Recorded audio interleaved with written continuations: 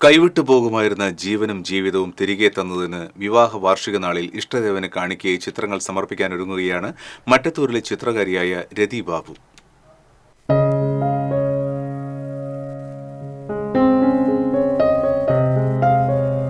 കണ്ണന്റെ 35ഓളം ചിത്രങ്ങളുടെ പ്രദർശനം ഗുരുവായൂരിൽ ഒരുക്കാനുള്ള ശ്രമത്തിലാണ് കൃഷ്ണഭക്തിയായ രതി.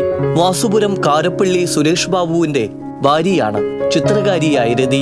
വൃക്കമാറ്റ ശസ്ത്രക്രിയയ്ക്ക് ശേഷം വീടിനുള്ളിൽ ഒതുങ്ങിപ്പോയ രതി ഒഴിവു സമയം ചിലവിടുന്നത് കൃഷ്ണന്റെ വിവിധ ഭാവങ്ങളിലുള്ള ചിത്രങ്ങൾ വരച്ചുകൊണ്ടാണ്. അതിജീവനത്തിനുള്ള ആത്മബലം പകർന്ന കണ്ണന് മുന്നിൽ കാണിക്കയായി താൻ വരച്ച ചിത്രങ്ങൾ സമർപ്പിക്കണമെന്നത് ഏറെക്കാലമായി രതിയുടെ ആഗ്രഹമായിരുന്നു. വിവാഹത്തിന്റെ 25ാം വാർഷിക ദിനമായ ഡിസംബർ 9 തന്നെ ഇതിനായി തെരഞ്ഞെടുക്കുകയായിരുന്നു. രതി വരച്ച 35 കൃഷ്ണചിത്രങ്ങളുടെ പ്രദർശനവും ഇതോടൊപ്പം ക്ഷേത്രനഗരിയിൽ സംഘടിപ്പിക്കുന്നുണ്ട്. ഓരോ ചിത്രവും കണ്ണന്റെ വ്യത്യസ്ത ഭാവങ്ങളിലുള്ളവയാണ്.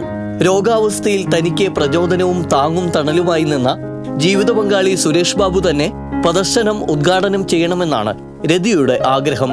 രോഗബാധിതരായി വീടകങ്ങളിൽ തളയ്ക്കപ്പെട്ടു പോകുന്നവർക്കുള്ള അതിജീവനത്തിന്റെ പാഠമാണ് തന്റെ കലാസബരിയിലൂടെ രതി സമൂഹത്തിന് പകർന്നു നൽകുന്നത്.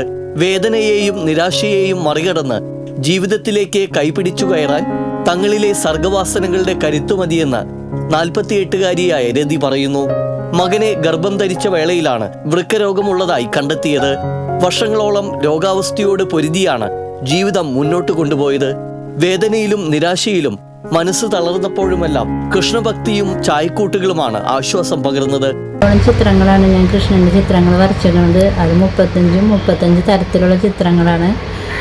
പിന്നെ കൃഷ്ണനെ എത്ര വരച്ചാലും മതിയാവില്ല. 35ഓളം ചിത്രങ്ങൾ വരയ്ക്കാനേ പറ്റിയിട്ടുള്ളൂ. കൂടുതൽ വരച്ചിരുന്നു, വിട്ടൊക്കെ പോയതാണ്. രോഗിയായിരുന്ന കാലഘട്ടത്തിൽ നിരവധി ചിത്രങ്ങൾ രതി വരച്ചു. 3.5 വർഷത്തോളം തുടർച്ചയായി ഡയാലിസിസിന് വിധേയയായി കഴിഞ്ഞപ്പോഴും ചിത്രം വരെയും ഭർത്താവും കുടുംബാംഗങ്ങളും പകർന്നു നൽകിയ ആത്മധൈര്യവുമാണ് രതിയെ ജീവിപ്പിച്ചത്. അമ്മ ഭവാനി തന്റെ വൃക്കകളിലൊന്ന് പകുത്തു നൽകി രതിയെ പൂർണ്ണ ആരോഗ്യവതിയായി ജീവിതത്തിലേക്ക് കൈപിടിച്ച് കയറ്റിയതോടെ തന്നിലെ സർഗവാസനകളെ കൂടുതൽ തേച്ചുമിനുക്കാൻ രതിക്ക് കഴിഞ്ഞു. TC വിനോസ്, കൊടകര.